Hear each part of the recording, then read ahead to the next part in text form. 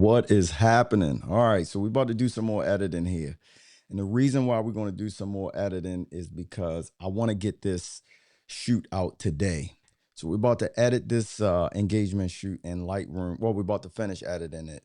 I already started, but we're about to finish editing it right now because I want to get it out today. This shoot was done last week, but I want to get this out to the couple today because we got a wedding today. So I want to make sure that we get this out as quick as possible, so that way they won't be waiting on us. So let's dive right into it. So what I did was I already sorted everything. I got everything sorted, and I also put everything in a collection. So what I like to do is I like to make sure that we have everything inside of a collection, so that way when we are looking to do it, to do the edits, we don't have to be looking around everywhere. So I put everything in a collection already. I already did my process. If you don't know my process, how I do things, you can check out this video right here, and actually right here. And that video tells you exactly how I go on a photo mechanic, do all my culling, and then bring everything back in the Lightroom. It's an awesome process. You can cull, I guess, I don't know, maybe 5,000 images quickly. So, but already did that process, and you can check that video out. I'll leave a link in the description as well. But yeah, we got this here. We had 711 photos is what we took. We used the Fuji XH2, and we also used my trusty Sony A7iii, and also used the X100VI as well. But yeah, so that was the process. And now we'll get down into the actual 125 photos that we chose that was going to be part of the full thing. So let's see what we got here. So these are the 125 photos right here. And it was a fun shoot. We started off at the sunflower farm out in Maryland, and then we quickly transitioned down into the city. I thought the city would be a great look for this couple here. And as you can see, we was down at the Baltimore Inner Harbor. We got some sunset shots, but let's go on at getting this edited and get it finished for the couple. Trying to look and see the ones that I edited already. And as you can see right down here is how you can see exactly what was edited, what was not edited yet. You can go right here, and if you hover over that, it'll show photo has cropped. Photo has been cropped is what you'll see right here. And then this one right here, photo has development adjustments. So if you look at any of the other photos, you see none of the other ones have that photo has development adjustments there. So keep that in mind. Pro tip, if you ever want to know exactly how many photos you edited, only thing you got to do is go down to right here in the photo and check right there, and then you can see photo has development adjustments. And as you can see, there's a lot of photos that got this photo adjustments right there. Another one right there. Some of them we skipped over because we weren't going to use them. But yeah, that's what we did. So let's get back into getting this stuff edited. You can see it loading down there, and that was the photo there. And it's still loading.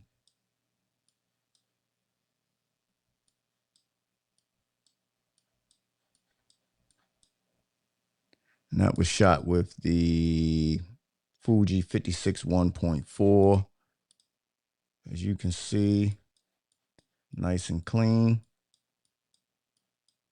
We're shooting at f3.2, 1/1250th of a second. And like I said, you can see that photo is nice and clean. All right, let's get to editing.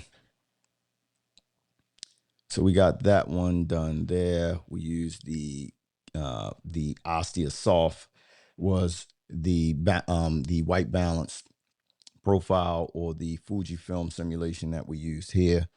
And as you can see, it looked great. And we could have did any of them, really. The ones that I like to use is the Ostia Soft. I like to use the Rella Ace as well. And I like to use the Provia Standard. You can see exactly what these developments do. These Fuji recipes, when you click on them, you can see exactly what they do. And I think that is great. But we use the Ostia Soft on that one. And we got all our edits done. So let's finish editing this. So we'll go here. This will probably be one that we won't use.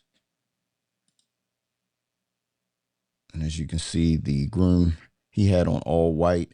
And I would suggest that you tell all of your couples not to wear all white for an engagement shoot, because it really makes the camera struggle because of the clipping that the camera goes through when it's looking at like all white, especially when you're out in the sun.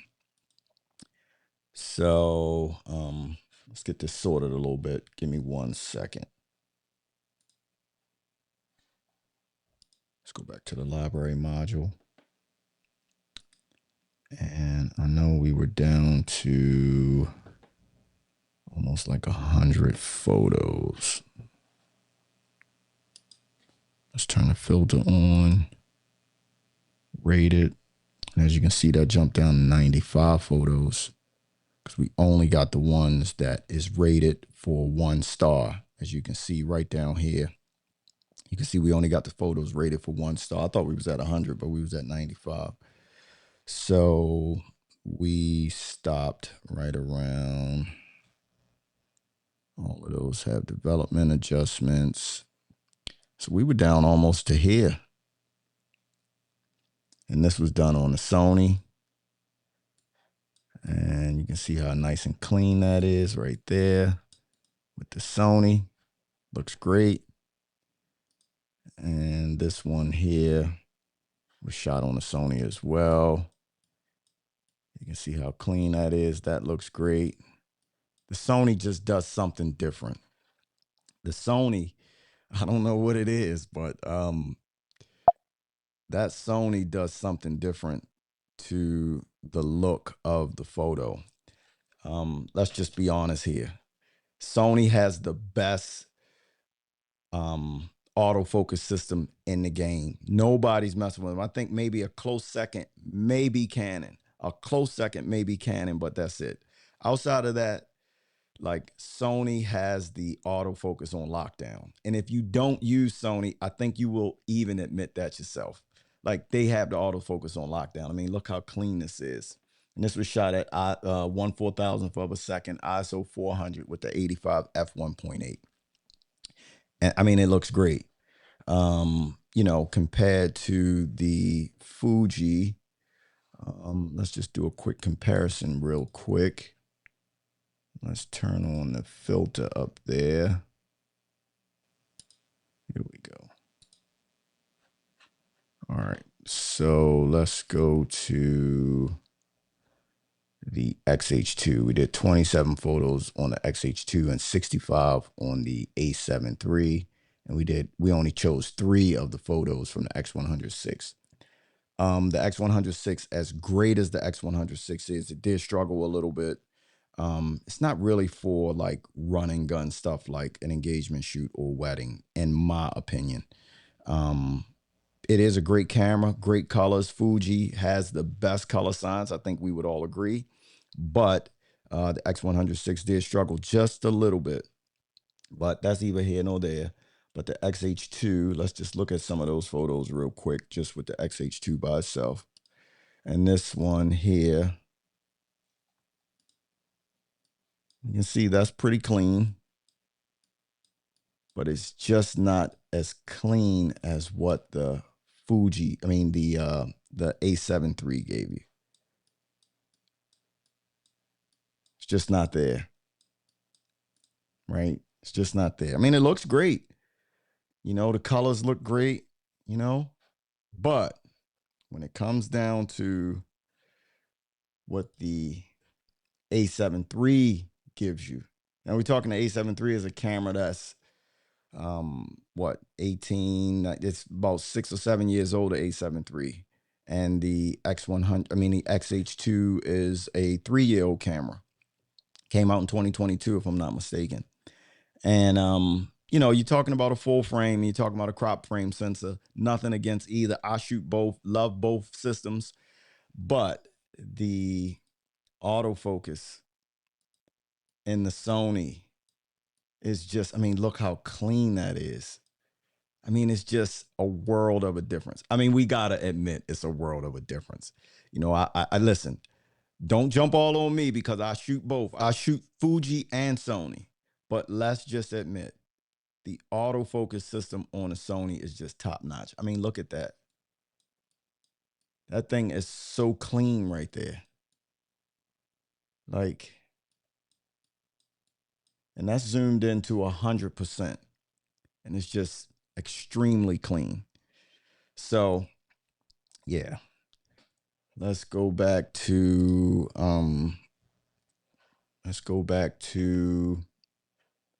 what we were doing for the Sony. We got this right here again, nice and in focus right there. And I think we got some adjusting to do. Okay, so we'll go to the next one. As you can see, we had a little bit of highlights that was blown out. Both of those photos almost look the same. One was zoomed in. One is kind of like a 3/4 shot. So what I'll do is I'll just copy this one, copy all the adjustments and not the crop, and then just do a paste right there. And that's looking pretty good right there. Zoom in, see, make sure everything is nice and clean. And with the Sony photos, you have to give it a little bit of vibrance. You also have to give it a little bit of saturation because the Sony colors doesn't have the vibrance and the saturation as what the Fuji colors have, or like, you know, even the Canon colors have. So you got to give it a little bit of vibrance, a little bit of saturation. Not all the time, but I do in most of my photos. So let's just go to the next one. We got that one there. And that one was shot on the 85 as well. This one was shot on the 85. So we can just paste that and see if we can get a base. Man, look how clean that is. And we talking about the A7 III, like, you can see everything in this photo. It's great. Colors look great. Again, I got some vibrance. I got some saturation in there. Yeah, we're making it happen. We making it happen. It's looking good. Let's continue moving on. We already adjusted that one already. Got to clean this up right here with the light stand. You can see the light stand that was right there. Again, that photo looks great. Nice and clean there. And that one was adjusted as well. We need to fix this one here. Again, we was in the sunflower farm. So what I like to do is I like to make sure that when you are doing the Sony colors, make sure that you are going down to this right down here and turning the standard option on for your photos. See, what a lot of people do is they'll leave this as Adobe color. And what you want to do is you want to get the development adjustments to what Sony offers in camera. And what Sony offers in camera is this right here. If you go right here to this adjustment in the profile right here, you want to get, this is what Sony offers in camera right here. They offer clear, deep, light, landscape, neutral, portrait, vivid, standard, and monochrome. I always put it on standard, and you can see the difference, how that comes in, and it gives it that little extra pop. And that's what you're getting out of your camera. So you want to make sure that you turn this on when you are editing your photos. And what I usually do is I go in, and I'll show you real quick, so I can get the rest of the Sony photos edited. I think from here on out I use Sony. So let's just go to the grid real quick. That photo that we was just on, and then we'll select all, we'll hold shift, select all the rest of the photos. And then what I'll do is I'll go back to develop. I got all that stuff selected. What I'll do is I'll just go in and put standard on all of them and make sure that the sync is on. So now all of those photos, let's just turn that back on real quick. Toolbar. But now all of those photos that you just saw, all now, since I got that auto sync on right there, all of those photos now have that standard adjustment in there. Very, very important to do that for Sony images. So let's get back to developing. First thing I like to do is go in here and get a nice white balance. All right. And I'll make some adjustments there. I love that about the Sony. You can push and pull this. So what I like to do is get the shadows and the exposure kind of dialed in.